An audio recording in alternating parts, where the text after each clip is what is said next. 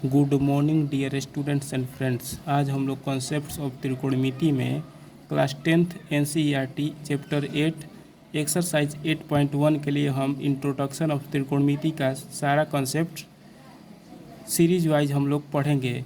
बहुत ही simple language में पढ़ेंगे, बहुत ही बेसिक से पढ़ेंगे, एकदम शुरू से पढ़ेंगे, एकदम बेसिक से पढ़ेंगे। अतः आप सभी स्टूडेंट्स से आग्रह है कि वीडियो को फुल वॉच अवश्य करिएगा और ध्यान से समझिएगा। एकदम हम लोग बेसिक से स्टार्ट करेंगे।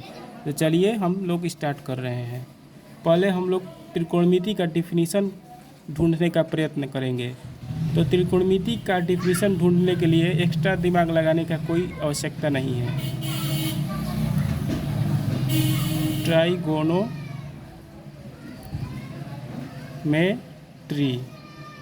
त्रिकोणमिति को इंग्लिश में ट्राइगोनोमेट्री कहते हैं, इसको हिंदी में कहते हैं त्रिकोणमिति।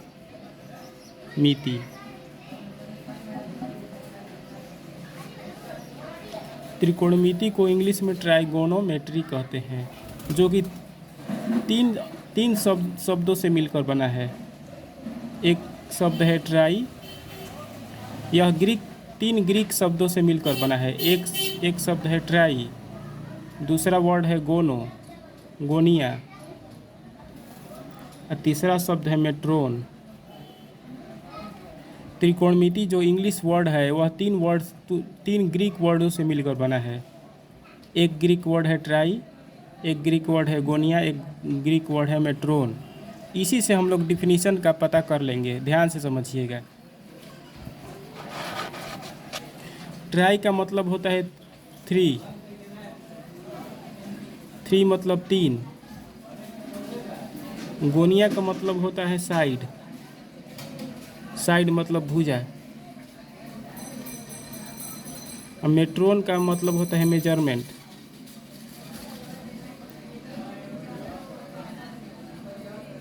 मेजरमेंट मतलब होता है माप।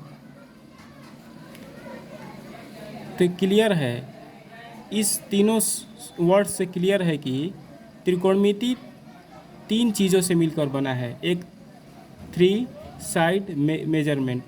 ट्राई का मतलब थ्री, गोनिया का मतलब साइड, और मेट्रोन का मतलब मेजरमेंट। मतलब कि डिफिनीशन इससे स्पष्ट दिखाई दे रहा है त्रिकोणमिति का कि वैसा क्षेत्र जिसमें हम तीन भुजाओं वाले क्षेत्र, जिस अध्याय में, जिस चैप्टर में हम लोग तीन भुजाओं वाले क्षेत्र का माप करते हैं उसको त्रिकोणमिति कहते हैं। इससे स्पष्ट दिखाई दे रहा है कि तीन भुजा के क्षेत्र वाले क्षेत्र का माप करते हैं, ऊंचाई का पता करते हैं, दूरी का पता करते हैं। मतलब कि तीन भुजा मतलब त्रिभुज का माप हम लोग करते हैं। तीन भुजा मतलब त्रिभुज, और मेजरमेंट माने माप, माने जिस यूनिट में, जिस चैप्टर में हम तीन भुजा मतलब त्रिभुज का माप करते हैं उस अध्याय को त्रिकोणमिति कहते हैं। और ध्यान दीजिएगा कि वह त्रिभुज समकोण होना चाहिए। कैसा होना चाहिए? समकोण होना चाहिए, मतलब कि एटलीस्ट वन एंगल 90 डिग्री होना चाहिए। त्रिकोणमिति का जब भी हम चर्चा करेंगे तो ऐसा त्रिभुज का चर्चा करेंगे, ऐसा ट्रायंगल का चर्चा करेंगे जिसमें एटलीस्ट वन एंगल 90 डिग्री होना चाहिए।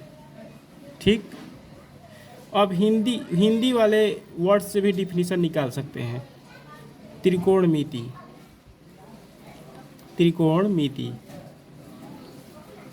इससे भी हम लोग डिफिनीशन इसका निकाल सकते हैं त्रिकोणमिति का। इसको तीन भागों में तोड़ देते हैं त्रिकोणमिति शब्द को। एक हो जाएगा त्रि, एक हो जाएगा कोण, एक हो जाएगा मिति। त्रि मतलब होगा तीन, कोण मतलब होगा कोण, अमिति मतलब होगा माप या अध्ययन। माप कहें या अध्ययन कहें, अर्थात वैसा यूनिट जिसमें हम लोग तीन कोण मतलब त्रिभुज का माप करते हैं। तीन कोण मतलब होता है त्रिभुज। ऐसा क्षेत्र का माप करते हैं जिसमें तीन कोण बनता है, अर्थात हम त्रिभुज का माप करते हैं। जिस यूनिट में हम त्रिभुज का माप करते हैं उस यूनिट को त्रिकोणमिति कहते हैं। लेकिन ध्यान देना चाहिए आप लोगों को कि वह त्रिभुज समकोण त्रिभुज होना चाहिए। मतलब वह त्रिभुज राइट एंगल ट्रायंगल होना चाहिए।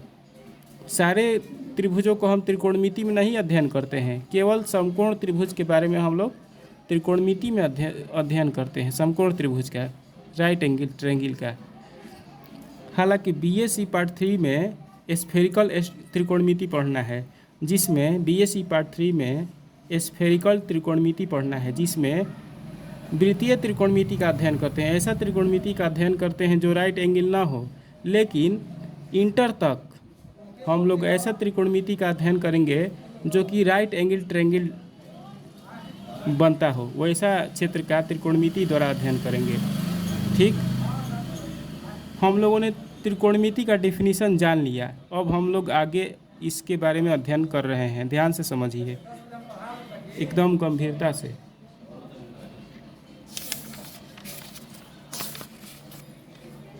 चलिए, आप लोग पिछले कक्षाओं में कुछ टर्म्स एंड डिफिनेशंस के बारे में अवगत होंगे, पिछले कक्षाओं में पढ़ चुके होंगे, लेकिन मैं फिर से रिपीट करवा दे रहा हूँ।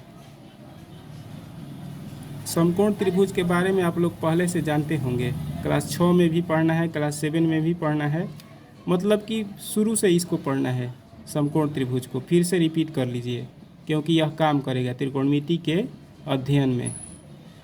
ऐसा त्रिभुज, डेफिनेशन इसका होगा समकोण का,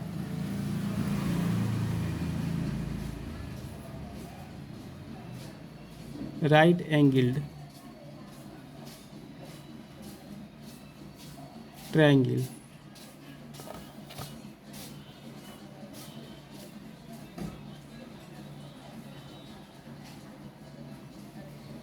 इसको हिंदी में समकोण त्रिभुज कहते हैं। इसका डेफिनेशन, समकोण त्रिभुज का डेफिनेशन क्या होगा? जिस त्रिभुज का एक कोण 90 डिग्री हो, जिस त्रिभुज का कम से कम जिस त्रिभुज का एक कोण, ऐसा कहिए जिस त्रिभुज का कोई एक कोण 90 डिग्री का हो, उसे समकोण त्रिभुज कहते हैं।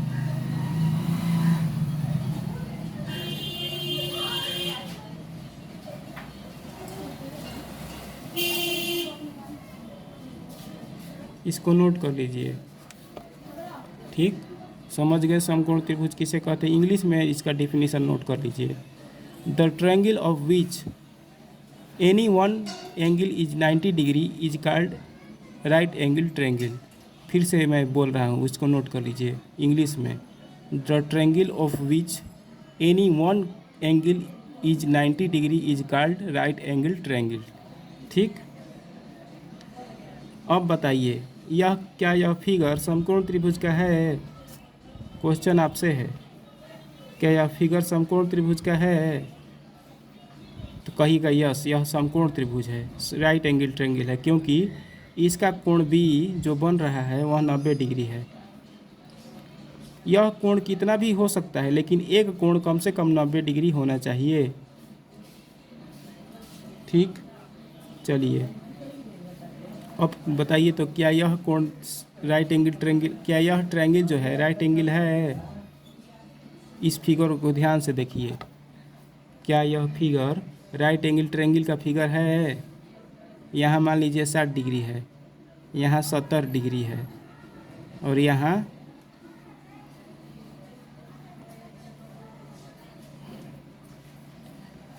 50 डिग्री है। तो क्या यह ट्रायंगल का जो फिगर है, यह राइट एंगल ट्रायंगल का फिगर है, समकोण त्रिभुज का चित्र है यह? ध्यान बताइए 2 सेकंड में। नो, कहिएगा नो, यह समकोण त्रिभुज का चित्र नहीं है। यह जो फिगर है राइट एंगल ट्रायंगल का फिगर नहीं है, क्योंकि कोई भी एक कोण 90 डिग्री नहीं है। कहिएगा, रीजन यह बताइएगा कि इस त्रिभुज का कोई भी कोण 90 डिग्री नहीं है, कोई एक कोण 90 डिग्री नहीं है। अतः यह जो ट्रायंगल है यह राइट एंगल ट्रायंगल नहीं है। ठीक, चलिए फिगर आप लोग समझ गए कि फिगर कैसे बनता है समकोण त्रिभुज का। यह बताइए तो क्या यह समकोण त्रिभुज का फिगर है?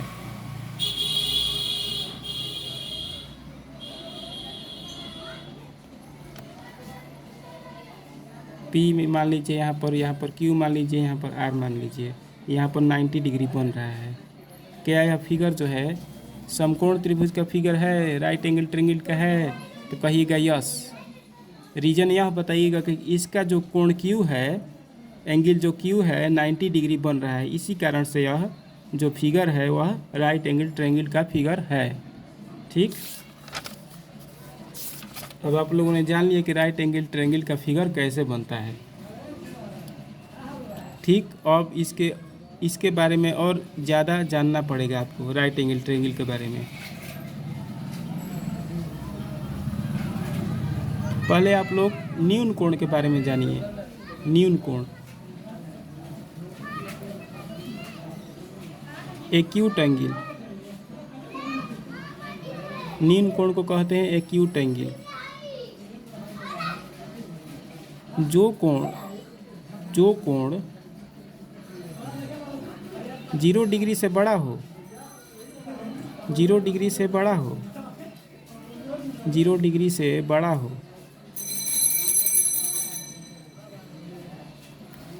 जो कोण 0 डिग्री से बड़ा हो और 90 डिग्री से छोटा हो,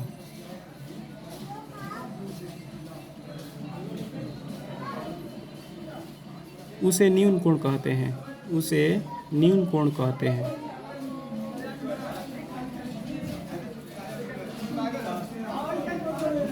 कहिएगा, कोई पूछेगा कि न्यून कोण किसे कहते हैं, मतलब एक्यूट एंगल किसे कहते हैं, तो कहिएगा वह एंगल जो 0 डिग्री से बड़ा हो और 90 डिग्री से छोटा हो, उस एंगल को न्यून कोण कहते हैं, अर्थात एक्यूट एंगल कहते हैं। ठीक, अब बताइए तो क्या 45 डिग्री एक्यूट एंगल है, न्यून कोण है? तो कहिएगा यस, यह न्यून कोण है।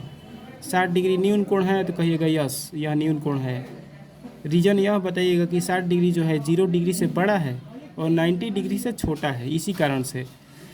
क्या 90 डिग्री एक्यूट एंगल है? तो कहिएगा नो, यह एक्यूट एंगल नहीं है, यह न्यून कोण नहीं है, बल्कि यह समकोण है। यह क्या है? समकोण है। 90 डिग्री को समकोण कहते हैं। क्या कहते हैं? समकोण, राइट एंगल कहते हैं। 90 डिग्री को राइट एंगल कहते हैं, राइट एंगल। ठीक,